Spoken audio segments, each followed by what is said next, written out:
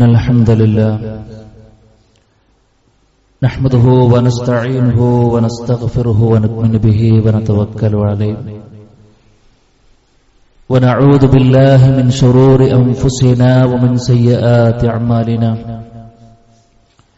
من يهده الله فلا مضل له ومن يضلل فلا هادي له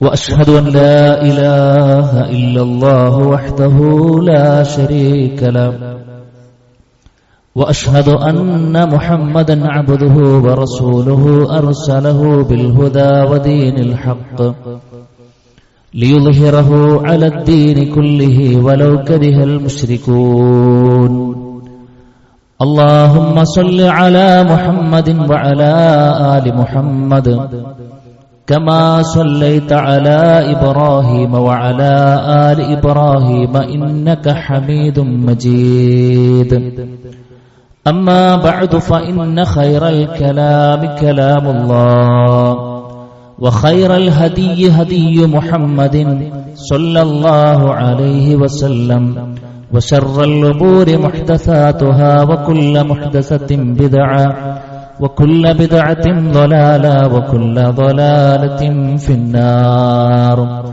أعوذ بالله من الشيطان الرجيم بسم الله الرحمن الرحيم يا أيها الذين آمنوا اتقوا الله حق تقاته ولا تموتن إلا وأنتم مسلمون يا أيها الذين آمنوا اتقوا الله وقولوا قولا سديدا يصلح لكم أعمالكم ويغفر لكم ذنوبكم ومن يطع الله ورسوله فقد فاز فوزا عظيما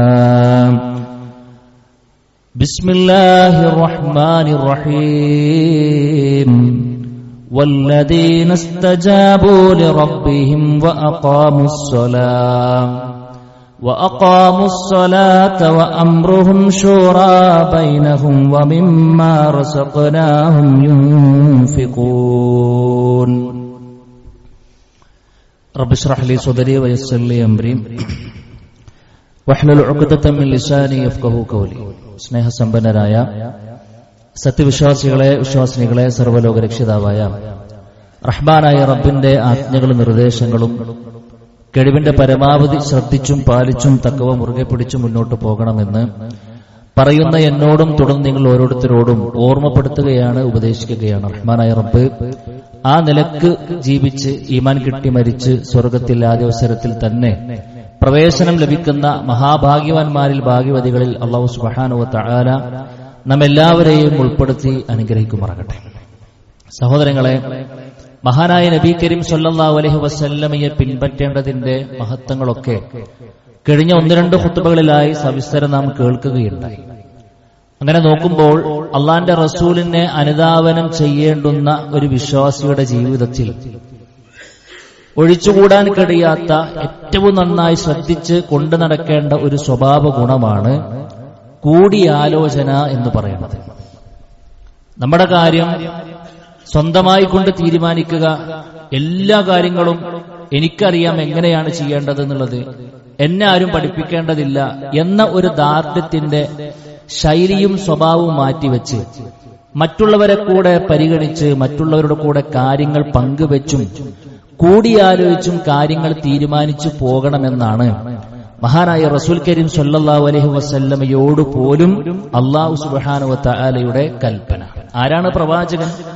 വഹയുള്ള പ്രവാചകനോട് പോലും അല്ലാഹുവിന്റെ റസൂൽ അല്ലാഹു സുബ്ഹാനഹു വ തആല പറഞ്ഞു, വശാവിർഹും ഫിൽ അംരി, നബിയെ നിന്റെ സ്വഹാബാക്കളോട് നീ കാര്യങ്ങൾ ചർച്ച ചെയ്യണം, കൂടിയാലോചിക്കണം.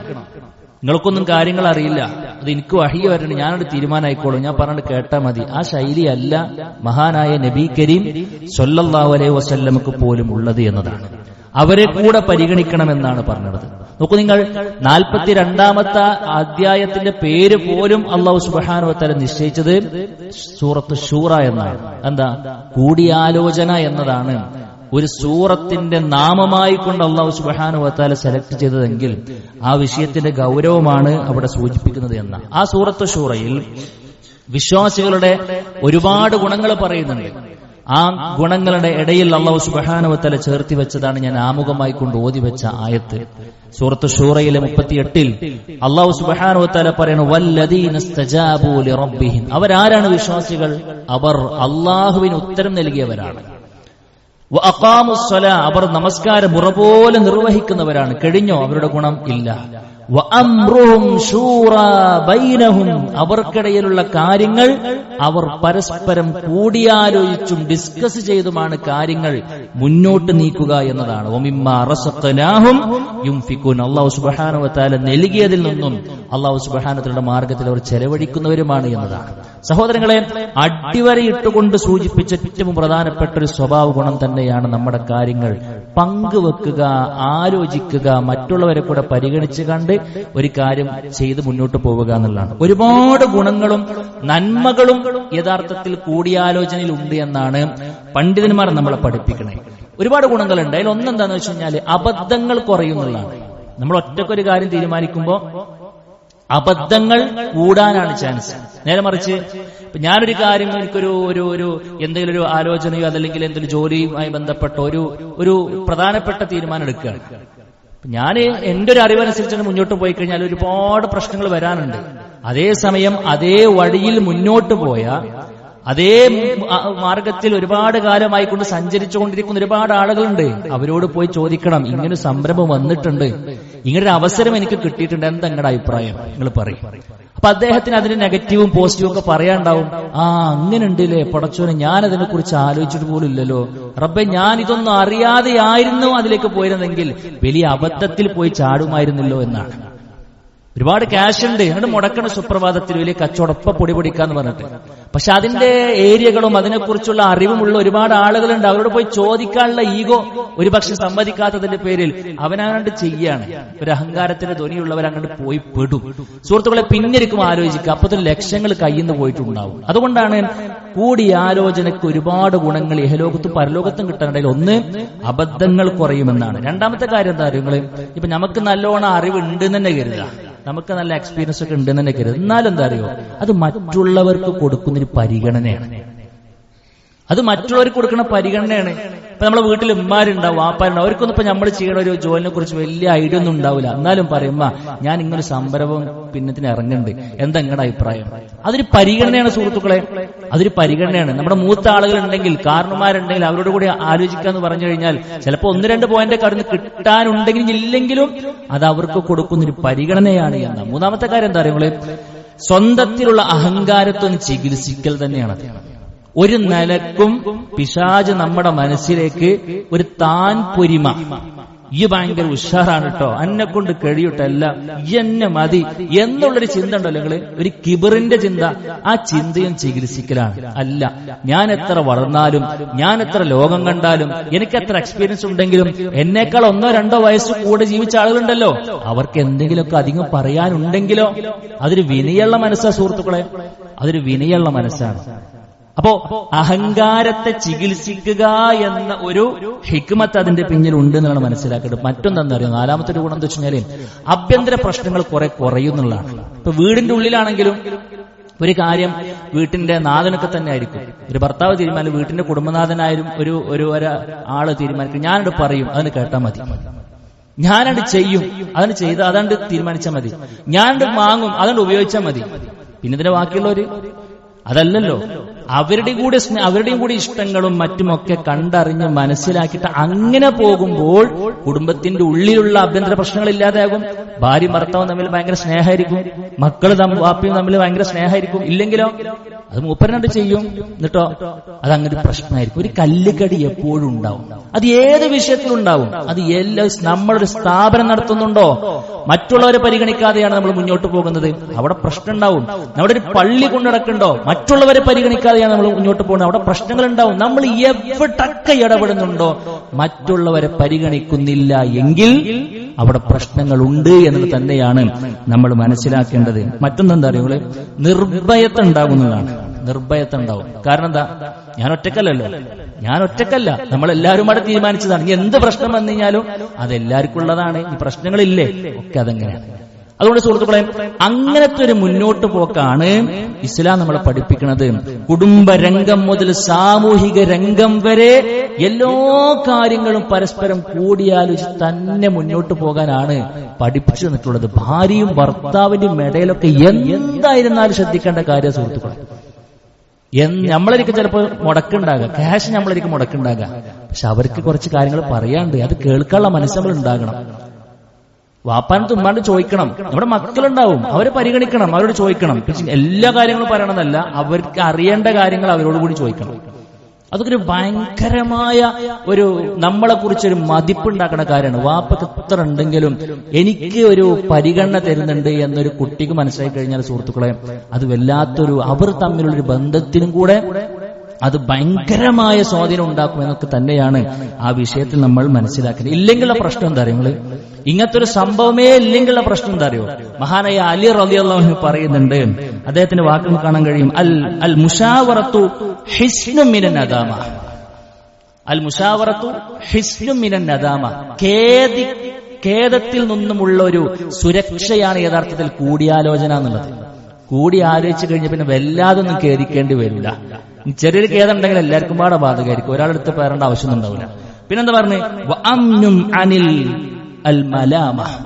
ആക്ഷേപത്തിൽ നിന്നുമുള്ള ഒരു നിർഭയത്വം ഉണ്ടാകുന്നതാണ്. ആക്ഷേപിക്കാൻ ആർക്കും തരമില്ല, കാരണം അതൊരു കൂട്ടത്തിന്റെ തീരുമാനമാണ് എന്നതാണ്. പിന്നെയും അദ്ദേഹം പറയുന്നുണ്ട്, അലി റളിയല്ലാഹു അൻഹു തന്നെ മറ്റൊരു ഇബാറത്ത് നമുക്ക് കാണാൻ കഴിയും, അൽ ഇസ്തിശാറത്തു ഐനുൽ ഹിദായ. അൽ ഇസ്തിശാറത്തു ഐനുൽ ഹിദായ വഖദ് ഖാതറ മൻ ഇസ്തഗ്നാ ബിറഅയിഹി. അദ്ദേഹം പറയാണ്, കൂടിയാലോചനയാണ് യഥാർത്ഥത്തിലുള്ള ഹിദായത്ത്, യഥാർത്ഥത്തിലുള്ള മാർഗദർശനം എന്നാണ്. സ്വന്തം അഭിപ്രായത്തിൽ ധന്യത കണ്ടെത്തുന്നവൻ ജീവിതത്തെ അപകടപ്പെടുത്തിയിരിക്കുന്നു എന്നാണ്. അത് എനിക്കറിയാം എങ്ങനെ കൊണ്ടുവരണം, നിങ്ങളാരും കൊണ്ടണ്ട.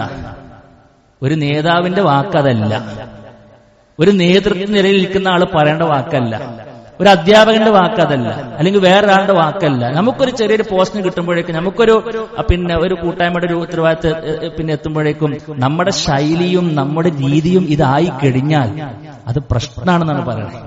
അതൊരു പോസ്റ്റ് എന്ന് പറയുമ്പോൾ വലിയൊരു പ്രസിഡന്റിന്റെയും അതേപോലെ തന്നെ പ്രൈം മിനിസ്റ്ററിന്റെയും പോസ്റ്റിനെ കുറിച്ചൊന്നല്ല പറയുന്നത്, പേരേത്ത കാര്യം പറയണത്, കുടുംബനാഥനെ കുറിച്ചാണ് ഈ പറയുന്നത്. നമ്മളെ ഏൽപ്പിച്ച ചെറിയ ഉത്തരവാദിത്തം നിർവഹിക്കുന്നിടത്ത് താൽക്കാലികമായിക്കൊണ്ട് നമ്മുടെ ലീഡർഷിപ്പിലേക്ക് എത്തിയിരുന്നെങ്കിൽ അവിടെയൊക്കെ നമ്മൾ ശ്രദ്ധിക്കേണ്ട കാര്യം തന്നെയാണ് സുഹൃത്തുക്കളെ. മഹാനായ അലിയാര് തങ്ങൾ പോലും ആ വിഷയത്തിൽ ഇത്രയേറെ സൂചിപ്പിച്ചിട്ടുണ്ടെങ്കിൽ നമ്മൾ ആ കാര്യം ശ്രദ്ധിക്കണം. മഹാനായ നബി കരീം സ്വല്ലല്ലാഹു അലൈഹി വസല്ലമയെ കുറിച്ചിട്ട് നിഴൽക്കണക്കെ കൂടെ നടന്നിരുന്ന അബൂ ഹുറൈറ റളിയല്ലാഹു അൻഹു പറഞ്ഞ വാക്കെന്താ അറിയുന്നത്? അദ്ദേഹം പറയാണ്, അല്ലാഹുവിന്റെ റസൂൽ സ്വല്ലല്ലാഹു അലൈഹി വസല്ലമ തന്റെ സ്വഹാബികളോട് കൂടിയാലോചിക്കുന്നതിനേക്കാൾ കൂടിയാലോചിക്കുന്ന വേറൊരാളെയും ഞാൻ കണ്ടിട്ടില്ല. അള്ളാന്റെ റസൂല് സ്വഹാബാക്കളോട് കൂടിയാലോചിക്കുന്നതിനേക്കാൾ ശ്രദ്ധ കൊടുക്കുന്ന വേറൊരു മനുഷ്യനെ കുറിച്ച് എനിക്കറിയില്ല. ഏറ്റവും വലിയ ആലിമല്ലേ നബി കരീം സ്വല്ലല്ലാഹു അലൈഹി വസല്ലമ? ഏറ്റവും എല്ലാ ഉന്നതമായ ഐഡിയകളൊക്കെ ഉള്ള ആളല്ലേ അള്ളാന്റെ റസൂൽ സ്വല്ലല്ലാഹു അലൈഹി വസല്ലമ? എന്നിട്ട് പോലും അങ്ങനെയായിരുന്നു പ്രവാചകന്റെ രീതി എന്നാണ്. അത് ശരിക്കും മനസ്സിലാകുന്ന ചില രംഗങ്ങൾ ഒരുപാടുണ്ട്. ബദർ യുദ്ധത്തിന്റെ തലേന്ന് സുഹൃത്തുക്കളെ, ഒരു ഇശായിന്റെ സമയത്താണ് അവർ ആ രംഗത്ത് സ്ഥലത്തേക്ക് എത്തുന്നത്. അപ്പൊ അള്ളാന്റെ റസൂല് നാളെ നമുക്ക് ഇവിടെ നിൽക്കാന്നൊരു സ്ഥലം തീരുമാനിച്ചു. അപ്പൊ വേറൊരു സ്വഹാബി വന്നുകൊണ്ട് ഹുബാബ് ബിൻ മുൻദിർ റളിയല്ലാഹു അൻഹു വന്നിട്ട് പറയുന്നുണ്ട്, പ്രവാചകരെ, താങ്കൾ ഇപ്പോൾ സെലക്ട് ചെയ്ത ഈ ഒരു സ്ഥലം ഉണ്ടല്ലോ, അത് നിങ്ങൾ വഹീന്റെ അടിസ്ഥാനത്തിൽ സെലക്ട് ചെയ്താണോ? അല്ല, അത് ഞാൻ ജസ്റ്റ് സെലക്ട് ചെയ്ത് ഞാൻ തീരുമാനിച്ചതാണ്. ഓക്കെ, എനിക്കൊരു അഭിപ്രായം പറയാനുണ്ട്. എന്താ? ഇതിനേക്കാൾ നല്ലത് നമ്മൾ കുറച്ചും കൂടി അങ്ങോട്ട് മാറുമ്പോൾ അവിടെ ഇന്നിന്ന ഗുണങ്ങളുണ്ട്. അവിടെ നമുക്ക് കുറച്ചുകൂടി ജലം നമുക്ക് കിട്ടും, വെള്ളം കുറച്ചുകൂടി കൂടുതൽ കിട്ടും. മാത്രമല്ല, നമ്മൾ അവിടെ നിന്ന് കഴിഞ്ഞാൽ ബാക്കിയുള്ള ടീമിനെ വെള്ളം കിട്ടാതെയും വരും. അതൊക്കെ നാളത്തെ യുദ്ധത്തിൽ നമുക്ക് അനുകൂലമായിക്കൊണ്ട് ബാധിക്കുന്നുള്ളതാണ്. റസൂൽ കരീം സ്വല്ലല്ലാഹു അലൈഹി വസല്ലം അപ്പോഴാണ് അതിനെക്കുറിച്ച് ചിന്തിക്കുന്നത്, അങ്ങനെ ഉണ്ടല്ലേ, എന്ന് ശരി നമുക്കത് എടുക്കാന്നുള്ളതാണ്. അതേപോലെ തന്നെ രണ്ട് ടൈപ്പ് സംഘം ഉണ്ടായിരുന്നു ബദർ യുദ്ധത്തിന്. ഒന്ന്, അബൂ സുഫിയാന്റെ നേതൃത്വത്തിൽ ഷാമിൽ നിന്നും മടങ്ങുന്ന കച്ചവട സംഘമുണ്ട്. അവരെ തടയാനാണ് ബദർ യുദ്ധത്തിലേക്ക് പോകുന്നത്.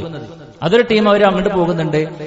അബൂ സുഫിയാനെ തടയാൻ പോണ വിവരം അബൂ സുഫിയാൻ അറിഞ്ഞപ്പോൾ അബൂജാലും ടീമിന് വിവരം കൊടുക്കുന്നുണ്ട്, ഞങ്ങളെ തടയാൻ വേണ്ടി മറ്റൊരു വരുന്നുണ്ടായിരുന്നു, സൈന്യത്തിന്റെ അയക്കണം എന്ന് പറഞ്ഞിട്ട്. അപ്പോൾ അവിടെ വലിയൊരു സൈന്യം ഇങ്ങോട്ട് വരുന്നുണ്ട്. അപ്പൊ അബൂ സുഫിയാന്റെ ടീമിനാണ് നമ്മൾ തടയേണ്ടത്, ഇവരെയാണ് നമ്മൾ കൊമ്പ് കോർക്കണ ചർച്ച നടക്കുകയാണ്. റസൂൽ കരീം സ്വല്ലല്ലാഹു അലൈഹി വസല്ലം പറയാൻ പറഞ്ഞു, നമ്മളിപ്പോ പോണത് അവിടേക്കാണ്, ഇങ്ങോട്ട് വരണ അല്ല. ചോദിക്കണം, എന്താ നമ്മൾ ചെയ്യേണ്ടത്? ഇങ്ങനെ രണ്ട് അവസ്ഥ നമുക്ക്. ഇതിൽ ആരാണ് നമ്മൾ ആദ്യം നേരിടേണ്ടത്?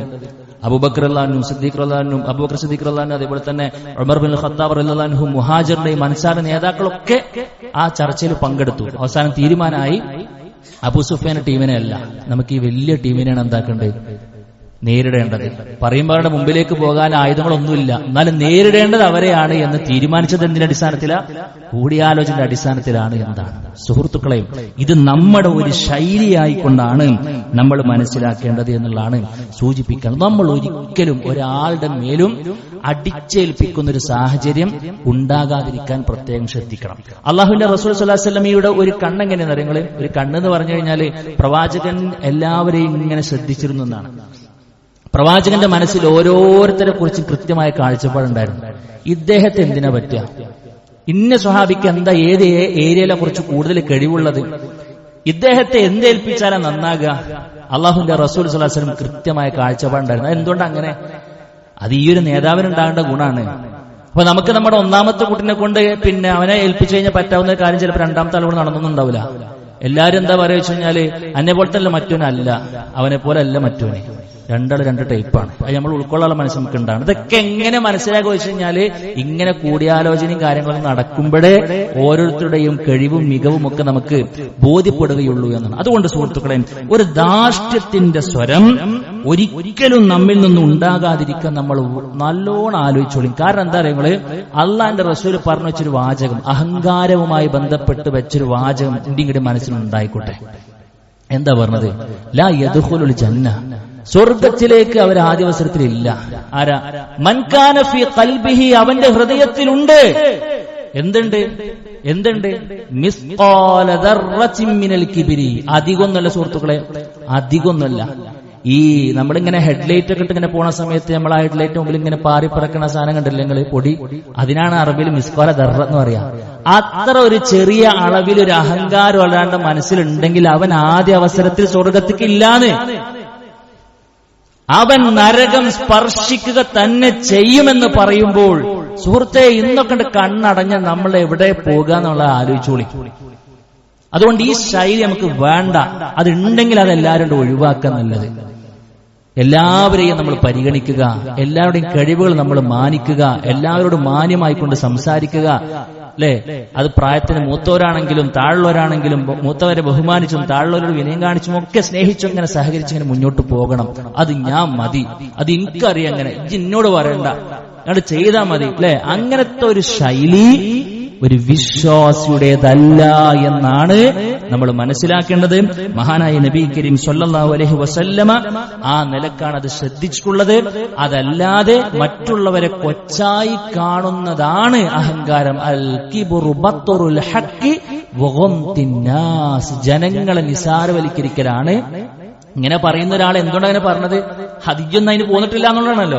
ആ ഒരൊറ്റ ആ മനസ്സ് മതി നമ്മൾ അഹങ്കാരിയാകാൻ. ഒന്നുമില്ല സുഹൃത്തുക്കളെ, നേരെ അങ്ങോട്ട് പോകുന്ന നരകത്തേക്ക്. അത് മാത്രം ആലോചിച്ചോളൂ. അതില്ലാതിരിക്കാൻ നമ്മൾ ഇക്കാര്യം ശ്രദ്ധിക്കുന്നതോടുകൂടെ, കൂടിയാലോചന എന്ന് പറയുന്നതോടുകൂടെ നേരത്തെ പറഞ്ഞ ഒരുപാട് ഹൈറാത്തുകൾ ദുനിയാവിലും നാളെ പരലോകത്തിലും ഇൻഷാ അല്ലാഹ് ഉണ്ട് എന്ന് മനസ്സിലാക്കി മഹാനായ റസൂൽ കരീം സ്വല്ലല്ലാഹു അലൈഹി വസല്ലം നമ്മളെ പഠിപ്പിച്ച ഈ ഒരു സ്വഭാവ ഗുണത്തിന്റെ വക്താക്കളായി മുന്നോട്ട് പോകാൻ നമ്മൾ പ്രത്യേകം ശ്രദ്ധിക്കുക. വിശ്വാസയുടെ ഗുണമായി കൊണ്ടാണ് അല്ലാഹു സുബ്ഹാനഹു വ തആല പറഞ്ഞത്. മഹാനായ നബി കരീം സ്വല്ലല്ലാഹു അലൈഹി വസല്ലമയാണ് നമുക്കത് കാണിച്ചു തന്നതെങ്കിൽ നമുക്കത് അനുവർത്തിക്കേണ്ടതുണ്ട്. റബ്ബ് സുബ്ഹാനഹു വ തആല തൗഫീഖ് നൽകി അനുഗ്രഹിക്കുമാറാകട്ടെ. അഖൂലു ഖൗലി ഹാദാ അസ്തഗ്ഫിറുല്ലാഹ ലീ വലക്കും വലിജമീഇൽ മുസ്ലിമീന വസ്തഗ്ഫിറു മിൻ കുല്ലി ദംബ് ഇന്നഹു ഹുവൽ ഗഫൂറുർ റഹീം.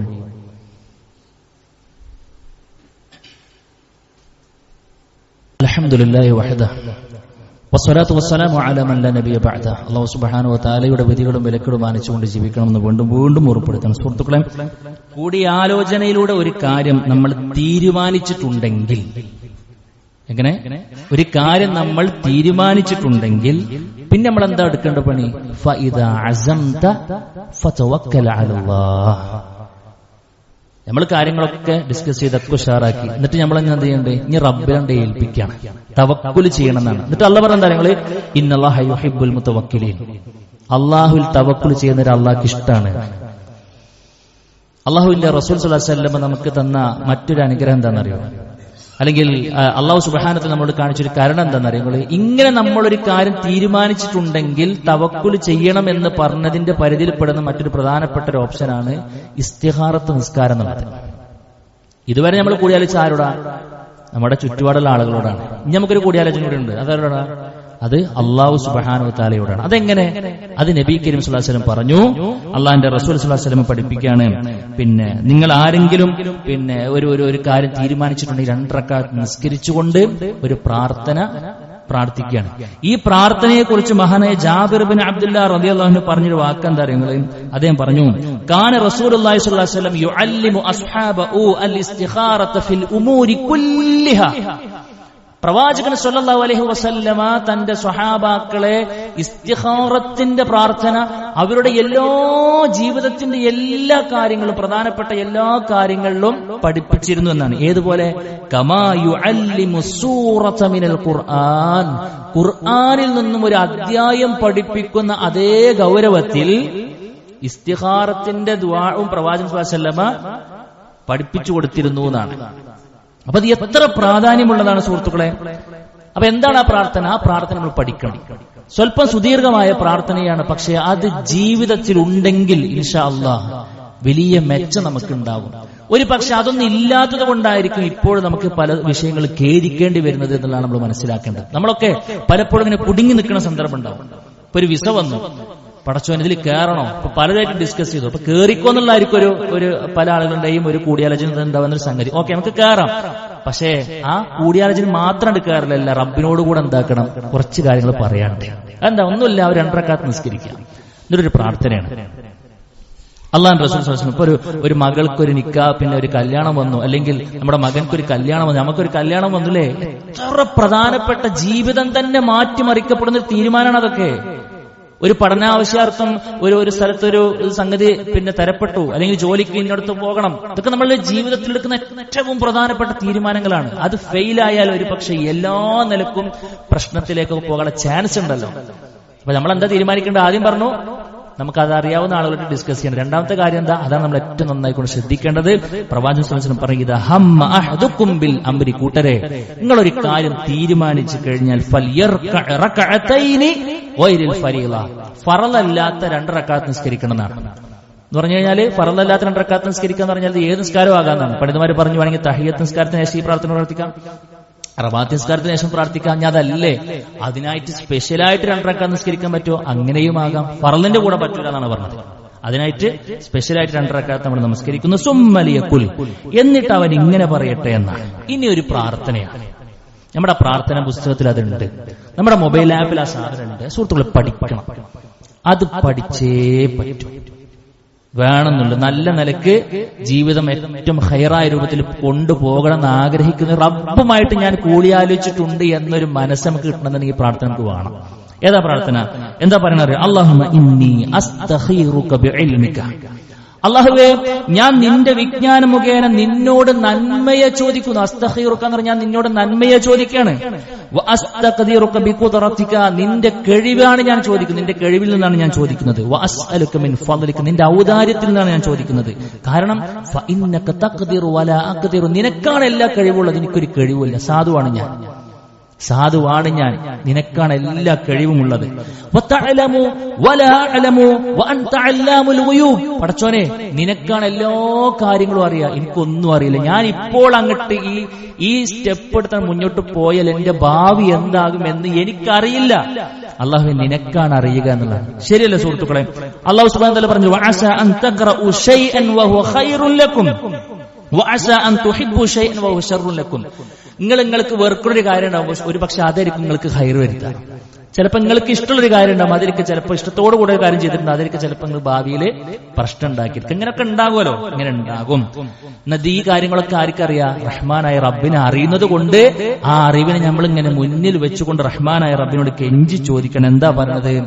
അതുകൊണ്ട് അല്ലാഹു നിനക്ക് ഇന്നിനെ പോലൊക്കെ അറിയാലോ എന്ന് പറഞ്ഞ് നമ്മൾ പറയാണ്, അല്ലാഹുവേ ഇൻ കുൻത തഅലമു അന്ന ഹാദൽ അംറ, അല്ലാഹുവേ ഈ കാര്യം നിനക്കറിയുമെങ്കിൽ, അള്ളാഹ്ക്ക് അറിയാത്തായിട്ടൊന്നുമില്ല, നല്ല രൂപം അങ്ങനെയാണ്. ഇനി ഏത് കാര്യം എന്ന് പറയുന്നിടത്ത് പണ്ഡിതന്മാർ പറഞ്ഞു നമ്മുടെ എന്താണ് ആവശ്യം പറയാന്നുള്ളതാണ്. അത് ഞാൻ അറബിൽ തന്നെ പറയണമെന്നില്ല, മലയാളത്തിൽ വേണമെങ്കിലും പറയും. എന്റെ കുട്ടിന്റെ നിക്കാഹിന്റെ കാര്യം, അല്ലെങ്കിൽ എന്റെ വിസയുടെ കാര്യം, അല്ലെങ്കിൽ ഞാൻ ഈ ഓപ്പറേഷന് ഇന്ന ആളെ സമീപിക്കുന്ന കാര്യം, എന്തുമാകും.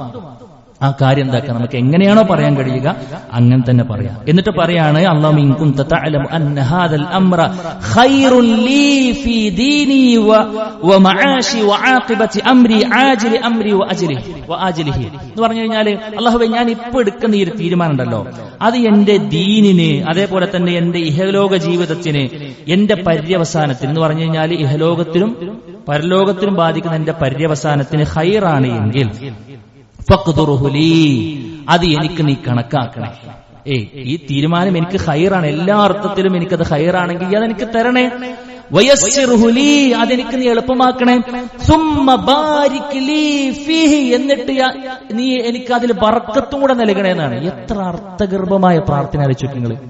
പടച്ചോനെ ഞാൻ പിടിക്കാൻ പോണ കാര്യം എല്ലാ അർത്ഥത്തിലും എനിക്ക് ഖൈറാണെങ്കിൽ എനിക്കത് നീ കണക്കാക്കണേന്നാണ്, എനിക്ക് നീ അത് എളുപ്പമാക്കണേന്നാണ്, എന്നിട്ട് അതിലെനിക്ക് നീ ബർക്കത്ത് നൽകണമെന്നാണ്.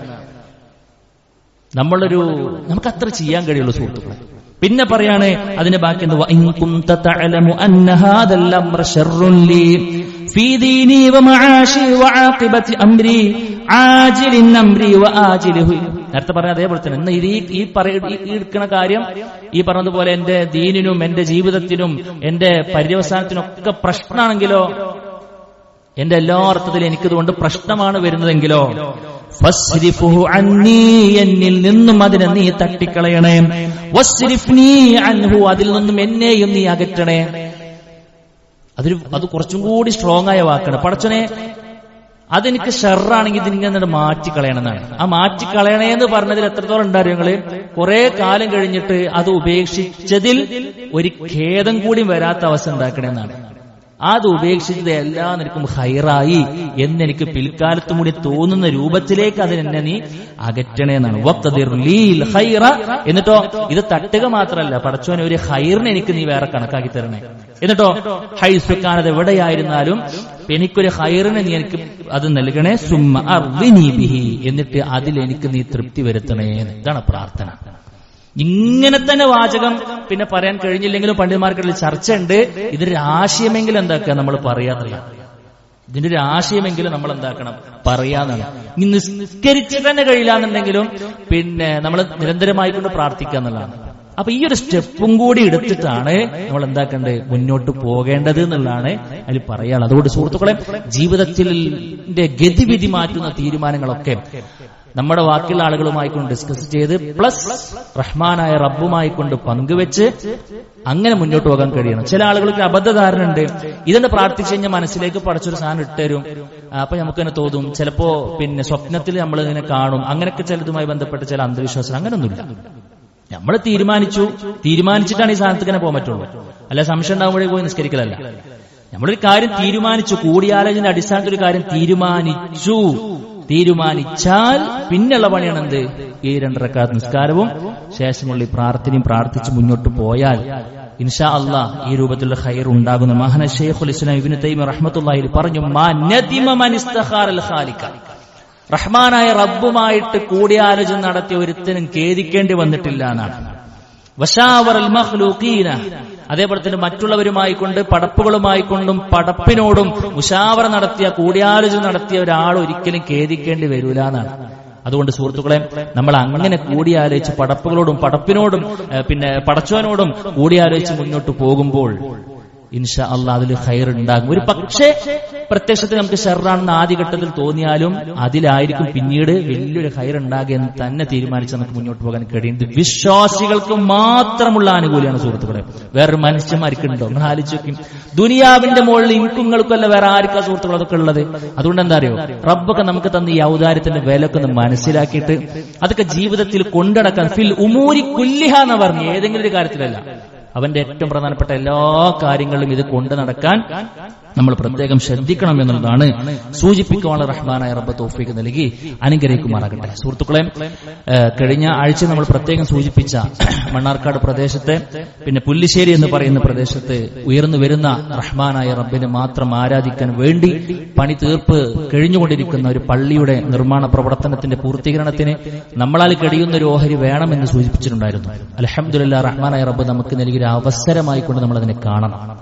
എല്ലാവരും ആ കാര്യം ശ്രദ്ധിക്കുന്നുണ്ട് എന്ന് അറിയാം. എങ്കിലും ഇന്ന് സാന്ദ്രമായിക്കൊണ്ട് സൂചിപ്പിക്കണം, ഒരു പ്രദേശത്ത് ഒരു പള്ളി വരാന്ന് പറയാൻ നമുക്ക് അറിയാം സുഹൃത്തുക്കളെ. അതുമായി ബന്ധപ്പെട്ട എല്ലാ ഹൈറിന്റെയും ഒരു മൻബഅാണ്, ഒരു ഉറവിടമാണ്, ഒരു സോഴ്സാണ് ഒരു പള്ളി എന്ന് പറയുന്നത്. റസൂൽ കരീം സ്വല്ലല്ലാഹു അലൈഹി വസല്ലം ഹിജറക്കിനെ പോയിട്ട് പിന്നെ ഖുബായിൽ ഇറങ്ങി കുറച്ച് സമയം പിന്നെ തങ്ങിയപ്പോൾ പോലെ ആദ്യം എടുത്ത പണി എന്താ? ഒരു പള്ളി ഉണ്ടാക്കുക എന്നുള്ളതാണ്, അല്ലെ? മദീനത്തേക്ക് എത്തിയിട്ട് ആദ്യം അള്ളാഹുവിന്റെ റസൂൽ എടുത്ത പണി എന്താ? ഒരു പള്ളി വരിക എന്നുള്ളതാണ്. കാരണം അങ്ങനെ അത് ഇസ്ലാമിന്റെ ഒരു ഷിആറാണ്, ഒരു മതചിഹ്നമാണ്. പള്ളി വരുന്നതോടുകൂടെ പിന്നീട് അവിടുന്ന് കേവലം നിസ്കാരം മാത്രമല്ല, അവിടുന്നാണ് പിന്നെ എല്ലാ ഖൈറാത്തുകളും ഉണ്ടാവുക. ഈ ഒരു പള്ളി വന്നുകൊണ്ടല്ലേ സുഹൃത്തുക്കളെ വ്യത്യസ്തങ്ങളായ നാടിലുള്ള ആളുകൾക്ക് ഇന്ന് ഖുതുബ കേൾക്കാനും മറ്റൊക്കെ ഒരു അവസരം ഉണ്ടായത്, അല്ലേ? ഇതിനൊക്കെ വേണ്ടി ഓടി നടന്ന ആളുകൾക്ക്, ഇതിനൊക്കെ വേണ്ടി 10 രൂപയിൽ കൊടുത്ത ആളുകൾക്ക് എന്തെല്ലാം ഖൈറുകൾ കിട്ടുന്നുണ്ട്. റബ്ബ് എല്ലാവരുടെ കർമ്മങ്ങളും സ്വീകരിക്കുമാറാകട്ടെ. അതുകൊണ്ടാണ് ഒരിക്കലും നഷ്ടം വരാത്ത കച്ചവടമാണ് റഹ്മാനായ റബ്ബിന്റെ മാർഗത്തിൽ ഇറക്കുന്ന ഒരു തുട്ട് നാണയം. ഇപ്പൊ നിങ്ങളൊന്ന് ആലോചിച്ച്, ഇന്നിപ്പോ നേരം കൊടുത്തിട്ട് നമ്മളിപ്പോ ഇവിടെ വരുന്നതിന്റെ ഇടയിൽ എന്തിനൊക്കെ വേണ്ടി നമ്മൾ കാശ് ചെലവാക്കില്ലേ? ഒരു പെട്രോൾ പമ്പിലേക്ക് കയറിയ ആളുകളുണ്ടാവും. എത്ര ഇപ്പൊ കൊടുത്തിട്ടുണ്ടാവും നമുക്ക് അറിയാം. 1 കിലോ മത്തി വാങ്ങാൻ വേണ്ടി പോയി വന്ന ആളുകളുണ്ടാവും. പെരേക്ക് വരുന്ന സമയത്ത് കുറച്ചെന്തെങ്കിലും പച്ചക്കറി മേടിച്ചു കൊടുത്ത ആളുകളുണ്ടാവും. ഇപ്പൊ എത്ര റുപ്യാണ് നമ്മളോട് കൊണ്ടാക്കിയത്? എന്തപ്പോ ഉണ്ടായത്? ഇന്നത്തോടുകൂടി തീരും.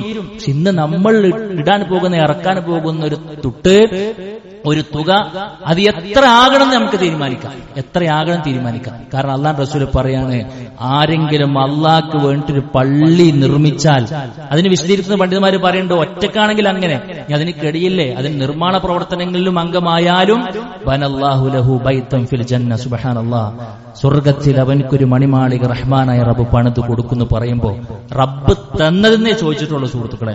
അതുകൊണ്ട് ഓരോരുത്തരും ലഭിക്കപ്പെട്ട തോതിന്റെ വിഹിതം അനുസരിച്ച് ഇൻഷാ അല്ലാഹ് അതുമായി ബന്ധപ്പെട്ട് സഹകരിക്കണം എന്നുള്ളതാണ് സൂചിപ്പിക്കുവാനുള്ളത്. തിരിച്ചു കിട്ടുമെന്ന് പൂർണ്ണമായ ബോധമുള്ളവർ മാത്രം റഹ്മാനായ റബ്ബിന്റെ വീടിന് വേണ്ടി സഹകരിക്കുക. അല്ലാഹു സുബ്ഹാനഹു വ തആല ആ നിലക്കുള്ളൊരു വിശാലമായ മനസ്സ് നമുക്ക് എല്ലാവർക്കും നൽകി അനുഗ്രഹിക്കുമാറാകട്ടെ. ഉറപ്പാണ്, ഇറക്കുന്ന ഓരോന്നും അതിൽ ബറക്കത്തുള്ളതാണ്, അത് തിരിച്ച് നമുക്ക് ലഭിച്ചിരിക്കും എന്ന് തന്നെയാണ് റസൂൽ കരീം സ്വല്ലല്ലാഹു അലൈഹി വസല്ലം പറഞ്ഞിട്ടുള്ളത്. അള്ളാഹിന്റെ മാർഗ്ഗത്തിൽ നമ്മൾ കൊടുക്കുന്നത് മുഴുവൻ അള്ളാഹ്ക്ക് കൊടുക്കണ കടമാണ് എന്ന പ്രയോഗമാണ് ഖുർആൻ പറഞ്ഞിട്ടുള്ളത്. അള്ളാഹ്ക്ക് ഒരാൾ കടം കൊടുത്തിട്ടുണ്ടെങ്കിൽ അത് ഡബിളും ത്രിബിളായിട്ട് തിരിച്ച് തരുന്ന ശൈലിയാണ് റബ്ബിനുള്ളത്. അതുകൊണ്ട് ഇത് എവിടെയും പോകില്ല സുഹൃത്തുക്കൾ, എവിടെയും പോകില്ല. അതുകൊണ്ട് ഇൻഷാ അല്ലാഹ് അവിടെ നടക്കുന്ന എല്ലാവിധ ഖൈറാത്തുകളെയും അവിടെ വന്നൊരു ഖുതുബ കേട്ട് ഒരാൾ നന്നായാൽ, അദ്ദേഹം അവരുടെ ദാമ്പത്യം ശരിയാൽ, അവർക്ക് തൗഹീദ് കിട്ടിയാൽ, ഒരിക്കലും നിർവചിക്കാൻ കഴിയാത്ത 1000 അനുഗ്രഹങ്ങളിലേക്കുള്ള വലിയ ഇൻവെസ്റ്റ്മെന്റിലേക്കാണ് ഇൻഷാ അല്ലാഹ് ഇന്ന് നമ്മുടെ ശ്രദ്ധ നമ്മൾ ക്ഷണിക്കുന്നത്. അതുകൊണ്ട് ആ നിലക്ക് തന്നെ സഹകരിക്കാൻ നമ്മൾ പ്രത്യേകം ശ്രദ്ധിക്കുക. അല്ലാഹു സുബ്ഹാനഹു വ തആല മാനസിക വിശാലത നൽകി അനുഗ്രഹിക്കുമാറാകട്ടെ. എല്ലാ ദീനിയായ ഇടങ്ങളിൽ നമുക്കൊരു വിഹിതം അത് കൊടുക്കാനുള്ള ഒരു തൗഫീക്ക്, ഒരു അവസരം റഹ്മാനായ റബ്ബ് നൽകട്ടെ. നൽകിയത് മുഴുവൻ റഹ്മാനായ റബ്ബ് ഇരട്ടി ഇരട്ടിയായി ഇരു ലോകത്തിലും നമുക്ക് നൽകി അനുഗ്രഹിക്കുമാറാകട്ടെ. നമ്മുടെ എല്ലാവിധ കർമ്മങ്ങളും റഹ്മാനായ റബ്ബ് സ്വീകരിക്കുമാറാകട്ടെ. റഹ്മാനായ റബ്ബേ, ഞങ്ങളുടെ കൂട്ടത്തിൽ ഒരുപാട് ആളുകൾ രോഗം കൊണ്ടും കടം കൊണ്ടും ഒക്കെ ഒരുപാട് പരാധീനതകൾ, പ്രയാസങ്ങൾ, വിമിഷ്ടങ്ങൾ അനുഭവിക്കുന്ന ആളുകളുണ്ട്. റഹ്മാനായ റബ്ബ്, അവരെക്കാൾ കൂടുതൽ അവരുടെ പ്രയാസത്തിന് തോതറിയുന്ന റബ്ബേ, അതിന് എല്ലാത്തിനുള്ള ശമനം നൽകി അനുഗ്രഹിക്കണമേ റഹ്മാനെ. അല്ലാഹുവേ, ബോധ്യപ്പെട്ട കാര്യങ്ങൾ ജീവിതത്തിന്റെ ഭാഗമാക്കാനുള്ള വിശാലമായ തൗഫീക്ക് അല്ലാഹു ഞങ്ങൾക്ക് എല്ലാവർക്കും നൽകി അനുഗ്രഹിക്കണമേ റബ്ബേ.